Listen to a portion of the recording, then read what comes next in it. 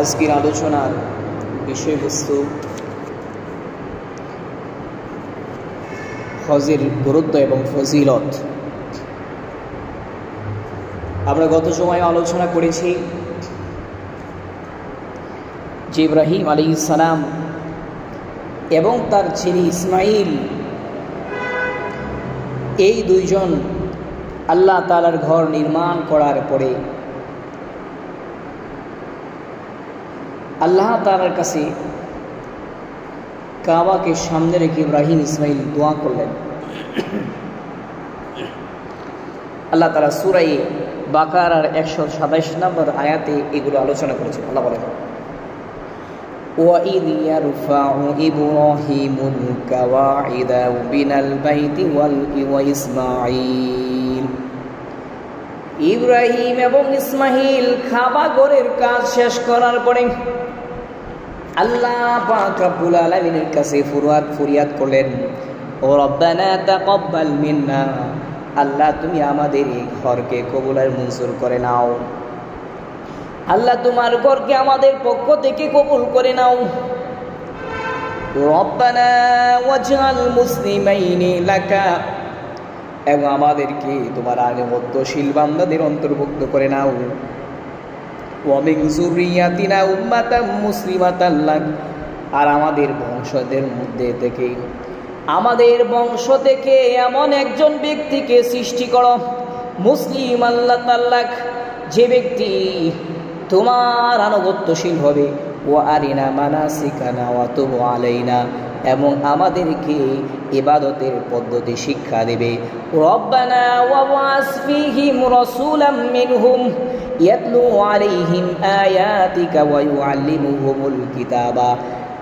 ওগো রব্বুল আলামিন, আমার বংশ থেকে এমন একজন রাসূলকে পাঠাও যে মক্কাবাসীকে ইয়াতলু আলাইহিম আয়াতিকা, তোমার কোরআনের আয়াত তেলাওয়াত করে শোনাবে। ওয়া ইউআল্লিমুহুমুল কিতাবা, এবং তোমার কিতাব কোরআনকে শিক্ষা দিবেন।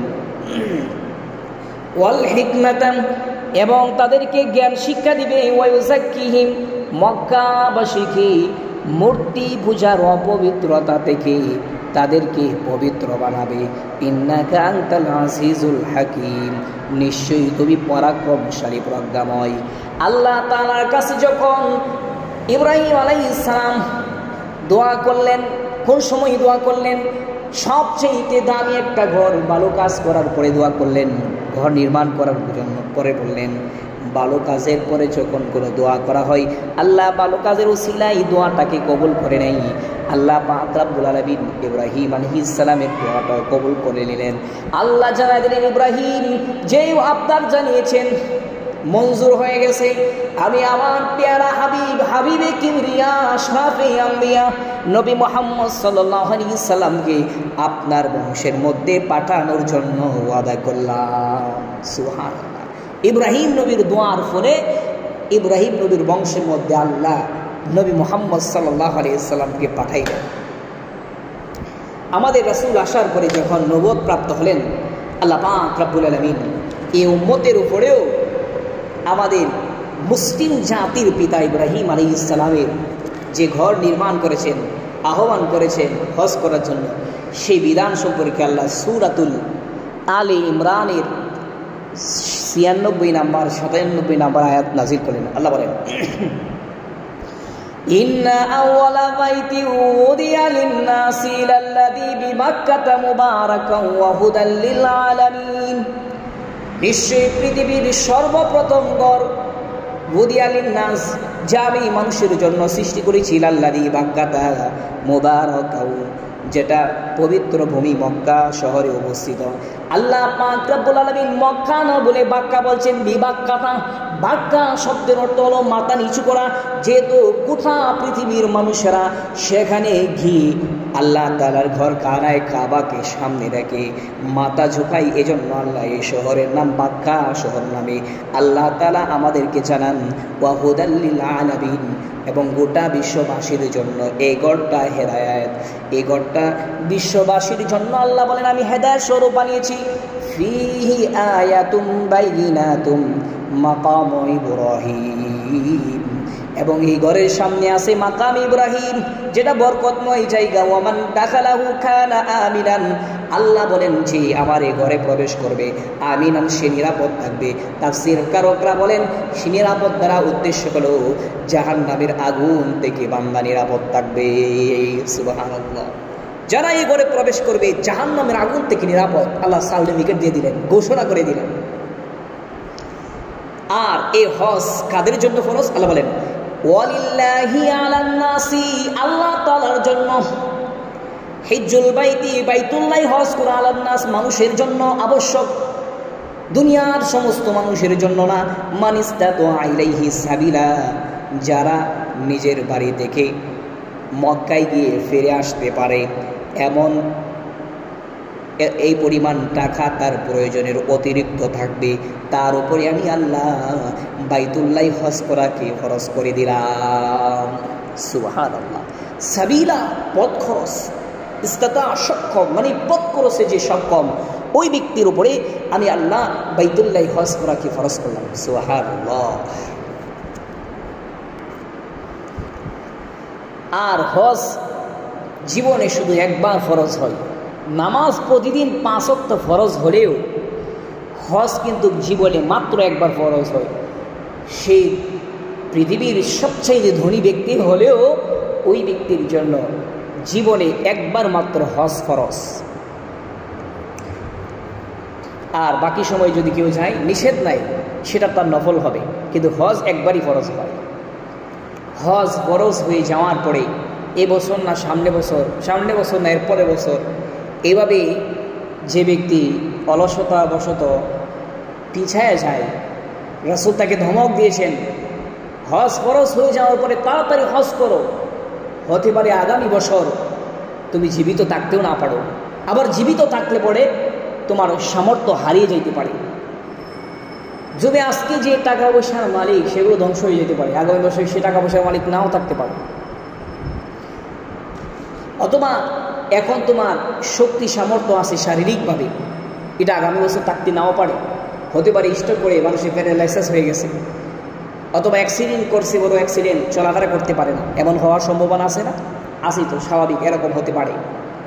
এই জন্য যাদের উপরে হজ ফরজ, বিলম্ব না করে তাড়াতাড়ি করে হজ আদায় করার জন্য রাসূল তাগিদ দিয়েছেন। যারা দেরি করে এবছর না সামনে বছর, রাসূল তাদেরকে ধমক দিয়েছেন, সাবধান, এরকম কখনোই করবা না। হজ ফরজ হয়েছে, তাড়াতাড়ি আল্লাহ তাআলার ঘর জিয়ারতের জন্য বের হয়ে পড়ো।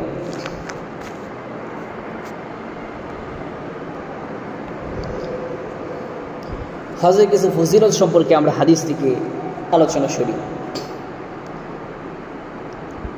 অনেক ফজিলতের মধ্যে 4টি ফজিলতের কথা আজকে আলোচনা করব। হজের 1 নম্বর ফজিলত, মুসলিম শরীফের 220 নম্বর হাদিসের বর্ণনা। শামাসা আল মাহরি রহমাতুল্লাহ আলাইহি বলেন, আল্লাহর হাবিবের সাহাবী আব্দুল্লাহ আমর ইবনুল আস রাদিয়াল্লাহু তাআলা আনহু যখন মুমূর্ষ অবস্থায় আমি আল্লাহর হাবিবের সাহাবী আমর ইবনুল আসকে দেখার জন্য তার বাড়িতে গেলাম। গিয়ে দেখি আমর ইবনুল আস দেওয়ালের দিকে মুখ ফিরাইয়া চোখের পানিগুলা ছেড়ে দিয়ে কান্নাকাটি করতেছে। আমর ইবনুল আস রাদিয়াল্লাহু তাআলা আনহু, ওনার ছেলে পাশে বসা, ওনার ছেলে ওনাকে সান্ত্বনা দিতে লাগলেন, বলতে লাগলেন, আল্লাহর হাবিব কি আপনাকে গুনাহ মাফের সুসংবাদ শোনাই নাই? আপনাকে কি অমুক অমুক সুসংবাদ শোনাই নাই? আমর ইবনুল আসের ছেলে যখন আমর ইবনুল আসকে এমন কথা বলে,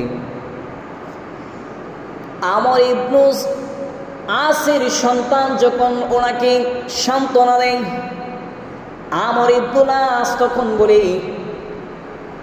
আখিরাতের সবচেয়ে বড় সম্বল হলো লা ইলাহা ইল্লাল্লাহ মুহাম্মাদুর রাসূলুল্লাহ, এ কথার সাক্ষ্য দেওয়া।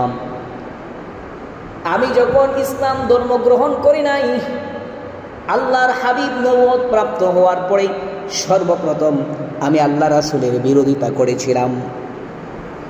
আমর ইবনুল আস কয়, ইসলাম গ্রহণ করার পূর্বে আমি আল্লাহর হাবিব রাহমাতুল লিল আলামিনকে কোথাও নিরিবিলি যদি পাইতাম তাকে হত্যা করতাম। এই হত্যা করাটাই আমার জীবনের সবচেয়ে প্রিয় কাজ ছিল। আমি যদি তখন দুনিয়া ছেড়ে ইন্তেকাল করতাম তাহলে আমি জাহান্নামে নিশ্চিতভাবে জাহান্নামে চলে যাইতাম। কিন্তু আল্লাহ পাক রব্বুল আলামিন আমার অন্তরে যখন ইসলামের ফুল ফোটায়, ইসলামের অনুরাগ সৃষ্টি করে দেন, ইসলামের প্রতি ভালোবাসা সৃষ্টি করে দেন, তখন আমি আল্লাহর হাবিবের কাছে গিয়ে বলি, ইয়া রাসূলুল্লাহ, আপনার ডান হাতটা প্রসারিত করুন। আমি আমার ডান হাতটা প্রসারিত করে আল্লাহর হাবিবকে বললাম, আপনার ডান হাতটা প্রসারিত করুন। আপনার হাতের উপর হাত রেখে আমি ইসলাম ধর্ম গ্রহণ করতে চাই। আল্লাহর হাবিব যখন ডান হাতটাকে প্রসারিত করলেন, আমর ইবনুল আস কয়, তখন আমি আমার হাতটাকে ফিরিয়ে নিয়ে আসলাম। আল্লাহর হাবিব জিজ্ঞাসা করলেন, আমর কি হলো, তোমার হাতটাকে কেন ফিরিয়ে নিলা? আমর ইবনুল আস কই, তখন আমি বলেছিলাম, ইয়া রাসূলুল্লাহ, আমার ইসলাম ধর্ম গ্রহণ করার ক্ষেত্রে একটা শর্ত আছে।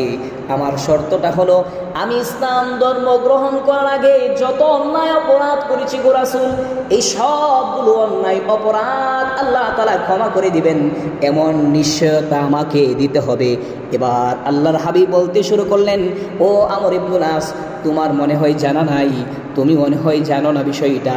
ইসলাম কুফরি জীবনের ইসলাম যে ব্যক্তি নতুনভাবে ইসলাম ধর্ম গ্রহণ করে, যে ব্যক্তি নতুনভাবে ইসলাম ধর্ম গ্রহণ করবে, তার পূর্বের সমস্ত গুনাহগুলোকে আল্লাহ তাআলা ক্ষমা করে দেন।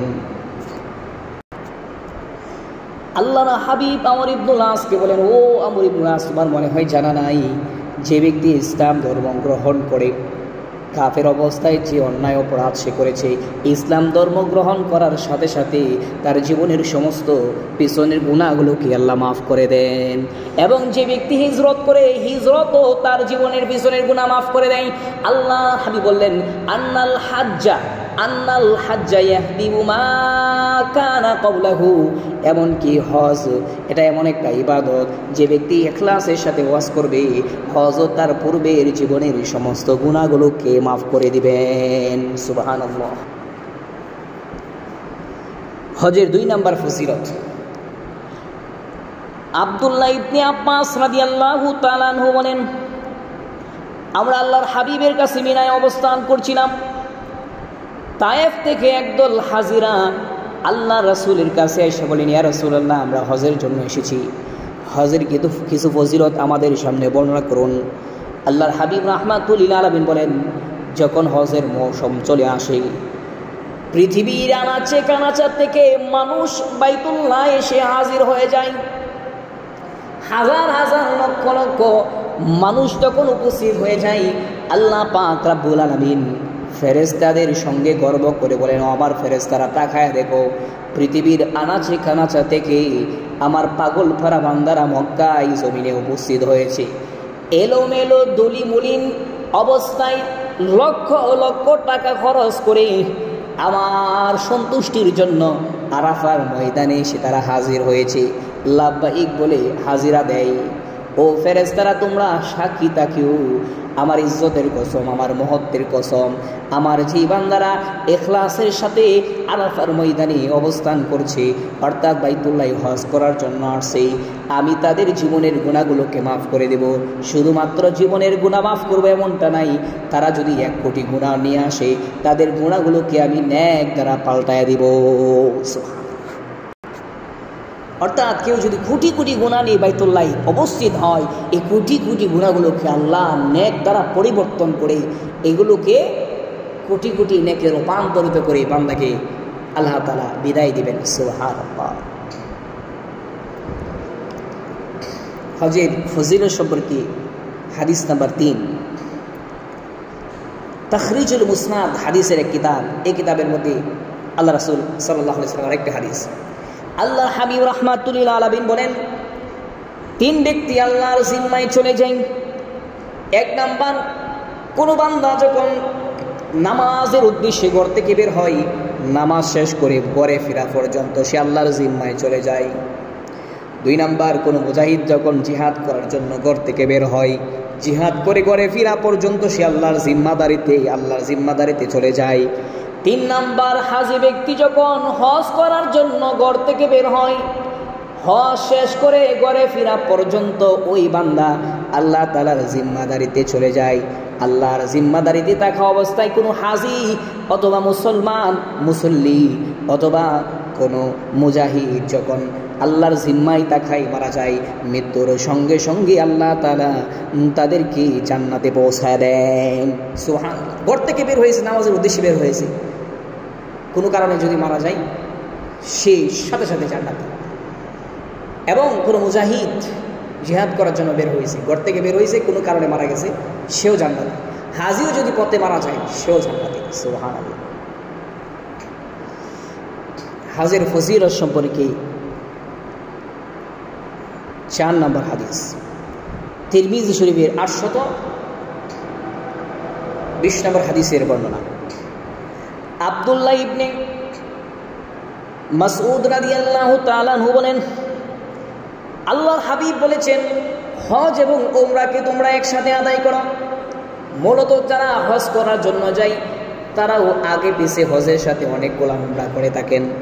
আল্লাহর হাবিব বলেন, হজ এবং উমরাকে একসাথে করো, কারণ স্বর্ণকার যেমন স্বর্ণ থেকে ময়লা দূর করে দেয়, খামার যেমন লোহা থেকে ময়লা দূর করে দেয়, ঠিক তেমনিভাবে হজ এবং উমরা মানুষের গোড়া এবং দারিদ্রতাকে দূর করে দেয়। সুবহানাল্লাহ। হজ উমরা দারিদ্রতা গুনাহকে দূর করে দেয়। বাহ্যিক দৃষ্টিতে দেখা যায় হজ করতে গেলে তো মানুষ গরিব হয়ে যায়, অনেক টাকা খরচ করে হজ করে, কিন্তু না, ইখলাসের সাথে হজ করলে যে টাকা খরচ করেছে আল্লাহ পাক এর চাইতে আরো ডবল টাকা তার জন্য আল্লাহ তাআলা হালালভাবে উপার্জনের ব্যবস্থা করে দিবেন। এবং যত কষ্ট করেছে প্রত্যেকটা কষ্টের বিনিময় আল্লাহ পাক রব্বুল আলামিন তাকে দিবেন। এতক্ষণ হজের ফজিলতের কথা বললাম, এবং হজে যদি বের হয়ে কেউ মারা যায় তার ব্যাপারে আমরা একটা হাদিস শুনি। বুখারী শরীফের 566 নম্বর হাদিসের বর্ণনা। আব্দুল্লাহ ইবনে মাসউদ রাদিয়াল্লাহু তাআলা আনহু বলেন, আল্লাহর হাবিবের সাথে যখন আমরা হজ করতে বের হয়েছিলাম, আরাফার ময়দানে অবস্থানকালে এক ব্যক্তি, একজন হাজী সাহেব, তার বাহন থেকে পড়ে ঘাড় মটকে ওই হাজী সাহেব মারা যায়। আল্লাহর হাবিব রাহমাতুল লিল আলামিন তখন বলেন, তোমরা তাকে বড়ই পাতা দিয়ে গোসল দাও এবং তোমরা তাকে 2টা কাপড় দ্বারা কাফন দাও। সাধারণভাবে একজন পুরুষের জন্য 3টা কাপড় ব্যবহার করা হয়, কিন্তু আল্লাহর হাবিব বলেন, সে যেহেতু হাজী অবস্থায় মারা গেছে আর হাজী সাহেবরা ইহরাম বাঁধে 2টা কাপড় দিয়ে, এজন্য তাকে 2টা কাপড় দ্বারা কাফন দাও এবং তাকে সুগন্ধি লাগাইবা না। তার মাথাটাকে খোলা অবস্থায়, মাথা দেখে তোমরা দাফন করবা না, মাথাটা খোলা অবস্থায় ওই ব্যক্তিকে দাফন করবা, কারণ সে হজ করতে আইসা মারা গেছে। কিয়ামতের ময়দানে সে লাব্বাইক আল্লাহুম্মা লাব্বাইক বলতে বলতে কিয়ামতের ময়দানে হাজির হয়ে যাবে। হাজী অবস্থায় কিয়ামতে হাজিরা দিবে। সুবহানাল্লাহ।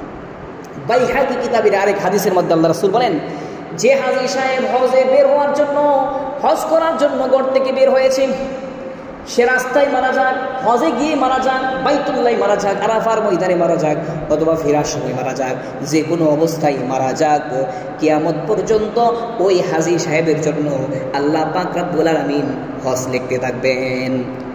হজের আমল নামা, তার আমল নামার মধ্যে আল্লাহ তাআলা হজের আমল লিখতেই থাকবেন কিয়ামত পর্যন্ত। সুবহানাল্লাহ।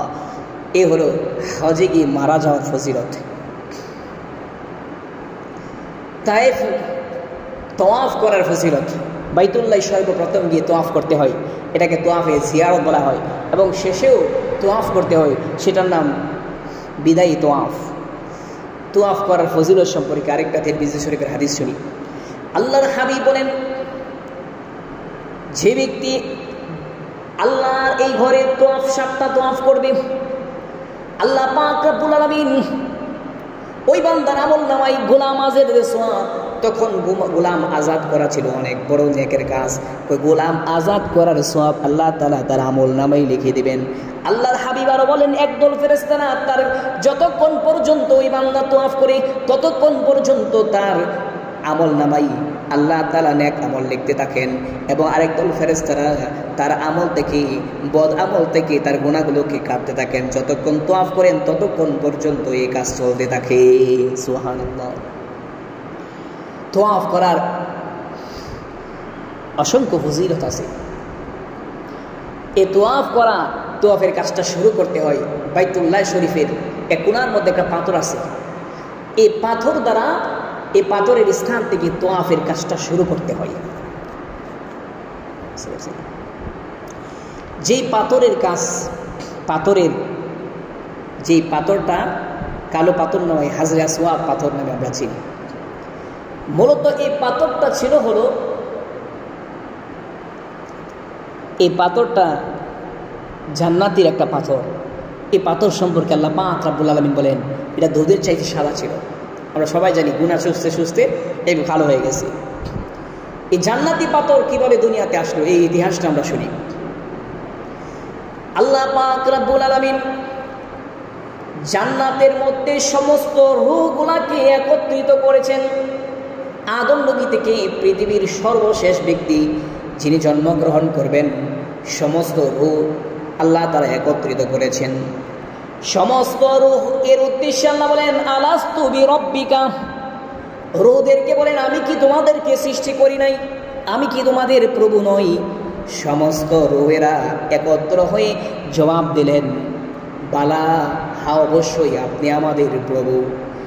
এর সকলেই যখন আল্লাহ তাআলাকে বালা, হ্যাঁ আপনি অবশ্যই আমাদের প্রভু এই কথা বলে সাক্ষ্য দিল, আল্লাহ পাক রব্বুল আলামিন তখন কলমকে ডাক দিয়ে বলেন, আল্লাহ তাআলা কলমকে ডাক দিলেন, যে কলমটাকে আল্লাহ নিজের হাতে সৃষ্টি করেছেন, দুনিয়ার কোনো সাধারণ কলম নয়। আল্লাহ পাক রব্বুল আলামিন 5টা জিনিসকে নিজের হাতে সৃষ্টি করেছেন, আর কোনো জিনিস নিজের হাতে সৃষ্টি করেন নাই। আল্লাহ তাআলা কোনো জিনিস সৃষ্টি করার জন্য উদ্দেশ্যে যখন বলে কুন হও, সাথে সাথে জিনিসটা হয়ে যায়। সূর্য সৃষ্টি করার উদ্দেশ্যে আল্লাহ বলেন কুন হও, তখন সাথে সাথে সূর্য হয়ে যায়। চন্দ্র সৃষ্টি করার সময়ে কুন বলেন, আল্লাহ তাআলা 7 আসমান 7 জমিন সৃষ্টি করেছেন। পাহাড় পর্বত সৃষ্টি করার সময় যখন আল্লাহ বলেছেন কুন হও, সাথে সাথে পাহাড় নদী সাগর এগুলো হয়ে গেছে। কিন্তু এরপরে আল্লাহ তাআলা 5টা জিনিসকে মহব্বত করে নিজের হাতে সৃষ্টি করেছেন। এর মধ্যে 1 নাম্বার হলো আল্লাহ তাআলা যে আরশের মধ্যে অবস্থান করেন, সেই আরশটা আল্লাহ তাআলা নিজের হাতে সৃষ্টি করেছেন। 2 নাম্বার 8টি জান্নাতের মধ্যে একটা জান্নাত আছে জান্নাতে আদম, সেই জান্নাতে আদমকে আল্লাহ নিজের হাতে বান্দার জন্য সৃষ্টি করেছেন। 3 নাম্বার আল্লাহ পাক রব্বুল আলামিন মূসা আলাইহিস সালামের উপরে যে তাওরাত কিতাব নাজিল করেছেন, 1000 খণ্ডের সেই তাওরাত কিতাবটাকে আল্লাহ নিজের হাতে সৃষ্টি করেছেন। 4 নাম্বার আল্লাহ পাক রব্বুল আলামিন মানুষের গলা থেকে নিয়ে মাথা পর্যন্ত এই শরীর মানুষের চেহারাটাকে আল্লাহ নিজের হাতে সৃষ্টি করেছেন। মানুষের গলার নিচ থেকে নিয়ে পা পর্যন্ত ফেরেশতারা সৃষ্টি করেছেন, আর চোখ কান নাক এগুলো আল্লাহ নিজের হাতে সৃষ্টি করেছেন। বড় মহব্বত করে আল্লাহ মানুষদেরকে সৃষ্টি করেছেন। এই জন্য আল্লাহর হাবিব বলেন যদি কোনো মানুষকে আঘাত করতে হয় তাহলে তার পেটে তার হাতে পায়ে আঘাত করুন, সাবধান কখনোই মানুষের চেহারার মধ্যে আঘাত করবা না, কারণ এই মানুষের চেহারাটাকে আল্লাহ নিজের হাতে বানিয়েছেন। এই চেহারার মধ্যে যদি কাউকে আঘাত করা হয় আল্লাহ তাআলা বড় কষ্ট পায়। সুবহানাল্লাহ। এজন্য কখনোই মানুষের চেহারার মধ্যে আঘাত করা যাবে না, এটা আল্লাহ নিজের হাতে সৃষ্টি। রাসূল বলেন এই হাত দ্বারা, মানুষের হাত দ্বারা যদি সেখানে চেহারার মধ্যে আঘাত করা হয়, এই চেহারার মধ্যে কার হাত লাগছে? আল্লাহ কুদরতি হাত লেগেছে বিধায় আল্লাহর হাতের উপরে তোমার হাতকে আঘাত করার জন্য ব্যবহার করতেছে, সাবধান। এই চেহারার মধ্যে আল্লাহর হাত লেগেছে, সাবধান, তোমরা কখনো এই চেহারার মধ্যে তোমাদের হাত লাগাইবা না, মারার উদ্দেশ্যে হাত লাগাইবা না, এতে করে আল্লাহ পাক রব্বুল আলামিন কষ্ট পাই। 5 নম্বর আল্লাহ তাআলা কলমকে নিজের হাতে সৃষ্টি করেছেন, যে কলম দ্বারা আল্লাহ তাআলা লৌহে মাহফুজের বোর্ডের মধ্যে মানুষের ভাগ্যগুলোকে লিখে রাখেন। এই আল্লাহ তাআলা মানুষের ভাগ্যগুলোকে লিখে রাখেন। সমস্ত রূহ জগতের রূহগুলা যখন আল্লাহ তাআলাকে বললেন, বালাহা অবশ্যই আপনি আমাদের প্রভু। আল্লাহ কলমকে ডাক দিয়ে বলেন, কলম তাদের এই সাক্ষ্যটা জান্নাতের একটা রেশমি রুমালের মধ্যে লিখে দাও। জান্নাতের একটা রেশমি রুমালের মধ্যে কলমটা বালা শব্দটা লিখে দিল। আল্লাহ তাআলা এই রেশমি রুমালটা একজন ফেরেশতাকে দিলেন, বললেন, সাবধান, এটা আমি আল্লাহ তাআলার দলিল। কিয়ামতের ময়দানে আমি আবার এই দলিলটা আমার প্রয়োজন পড়বে।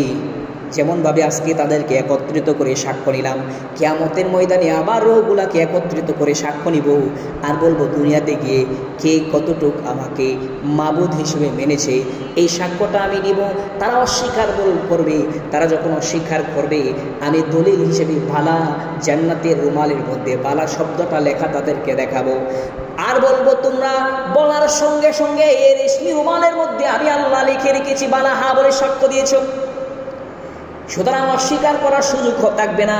আল্লাহ বলেন, এই বালা শব্দটা রেশমি রুমাল, বালা শব্দওয়ালা রেশমি রুমালটা কিয়ামতের ময়দানে আবার প্রয়োজন পড়বে। ফেরেশতাকে দায়িত্ব দিলেন, তুমি এটা ভালো করে সংরক্ষণ করে রাখো। ফেরেশতা চিন্তা করেন এই রুমালটা অত্যন্ত গুরুত্বপূর্ণ, আল্লাহ তাআলার সাক্ষ্য হিসেবে কিয়ামতে উপস্থিত করবেন। এটা কিভাবে সংরক্ষণ করা যায় ফেরেশতা ভালোভাবে জানেন। আল্লাহ তাআলা ফেরেশতা তৈরি করেছেন, কিয়ামতেও ফেরেশতারা থাকবেন, কিয়ামতের আগে ফেরেশতাদের মৃত্যু হবে না। এই জন্য ফেরেশতা চিন্তা করলেন ভালো করে সুন্দর করে সংরক্ষণ করার জন্য এটাকে ভাঁজ করে ওই ফেরেশতারা গিলে ফেলেছেন। গিলার সঙ্গে সঙ্গে ওই ফেরেশতা পাথরে রূপান্তরিত হয়ে গেছে। ধবধবে সাদা একটা পাথরে রূপান্তরিত হয়ে গেছে। আল্লাহ তাআলা যখন আদমকে সৃষ্টি করলেন, আল্লাহ বলেন, আদম জান্নাতের মধ্যে নামাজ নাই, রোজা নাই, হজ নাই, যাকাত নাই। জান্নাতের মধ্যে তোমার একটা মাত্র দায়িত্ব, আর সে দায়িত্ব হলো এই যে পাথরটা, এটাকে তোমার কাছে কাছে সব সময় রাখবা, কারণ এটা আমি আল্লাহ তাআলার দলিল, আমি আল্লাহ তাআলার কাজে আসবে। আদম আলাইহিস সালাম যেখানে যায় পাথরটাকে পকেটে ভরে নিয়ে যায়।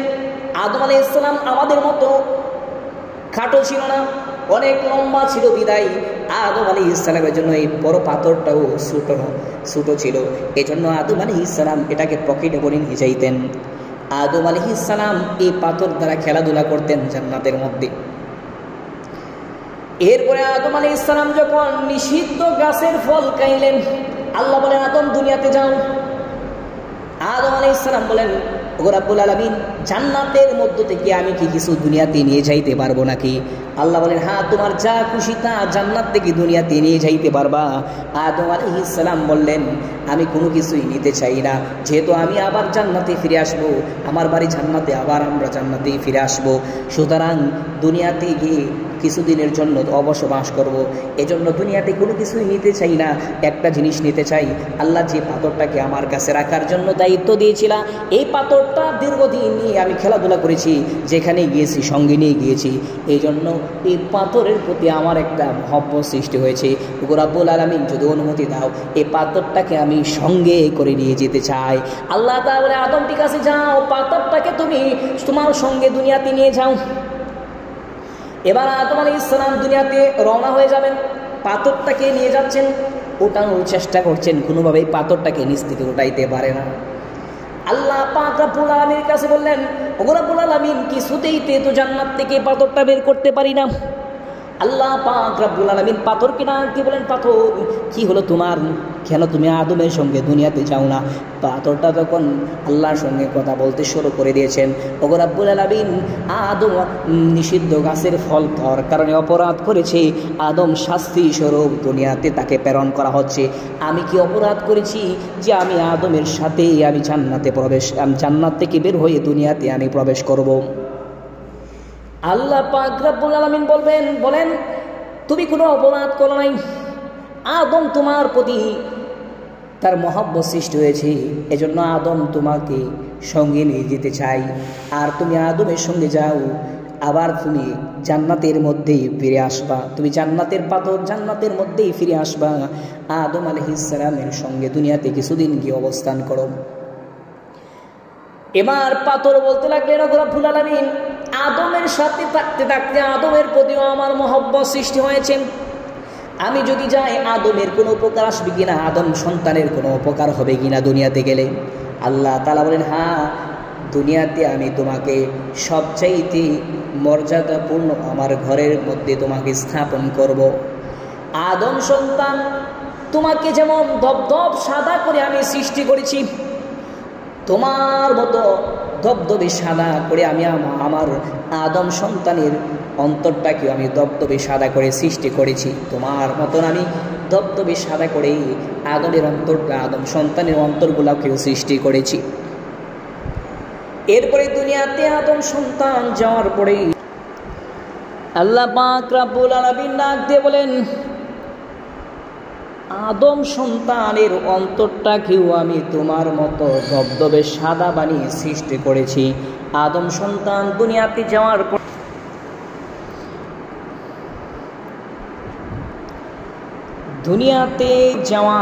আদম সন্তান যখন কবিরা গুনার মধ্যে লিপ্ত হয়ে যাবে,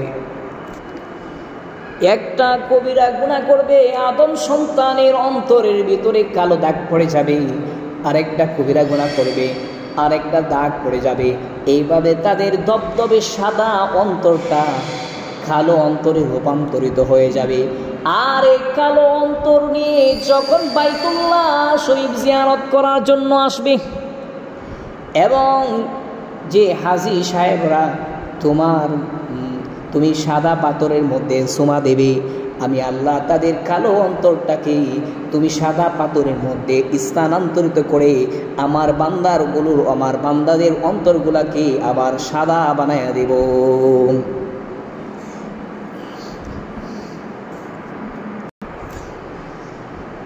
ইবনে মাজাহ শরীফের 2946 নম্বর হাদিসের বর্ণনা, আব্দুল্লাহ ইবনে মাসউদ বলেন, আল্লাহর হাবিব বলেন, হাসরের ময়দানে আল্লাহ পাক রব্বুল আলামিন এই হাজরে আসওয়াদ পাথরটাকে জাবালে আবি কুবাইস নামক পাহাড়ের সমান আকৃতি দিবেন। ওই পাথরটার চোখ সৃষ্টি করবেন, যে চোখ দ্বারা সে বান্দাদেরকে দেখবে। হাসরের ময়দানের মানুষদেরকে দেখতে পাবে। জবান দিবেন, যে জবান দ্বারা কথা বলবে, এবং এই জবান দ্বারা সে সাক্ষ্য দেবে, সুপারিশ করবে। কিয়ামত পর্যন্ত যত হাজী সাহেবরা কালো পাথরটাকে সরাসরি চুমা দিয়েছে, অথবা দূর থেকে ইশারা করে, মক্কা শরীফে গিয়ে দূর থেকে ইশারা করে চুমা দিয়েছে, পীরের কাদের চুমা দিতে পারে নাই, দূর থেকে ইশারা করে চুমা দিয়েছে, আল্লাহ তাআলা সুপারিশ চুমা দিয়েছে, কালো পাথরটা ওই হাজী সাহেবদের জন্য, তাদের গুনাহ মাফের জন্য আল্লাহর দরবারে সুপারিশ করবেন। সুবহানাল্লাহ। আল্লাহ পাক রব্বুল আলামিন আদমকে যখন বললেন, আদম এবার পাথরটাকে নিয়ে যাও, পাথর রাজি হলেন, পাথরটাকে দুনিয়াতে নিয়ে আসলো। আসার পরে আদম আলাইহিস সালাম পাথরটাকে বাইতুল্লাহ শরীফের এক কোণায় ফিট করে দিলেন। নূহ আলাইহিস সালামের বন্যার সময় যখন পাথরটা আল্লাহ পাক রব্বুল আলামিন নিয়ে গেলেন, কাবাগরকে চতুর্থ আসমানে নিয়ে গেলেন, এবং পাথরটাকে জিবরাইল জাবালে আবি কুবাইস নামক পাহাড়ে লুকায় রাখছে।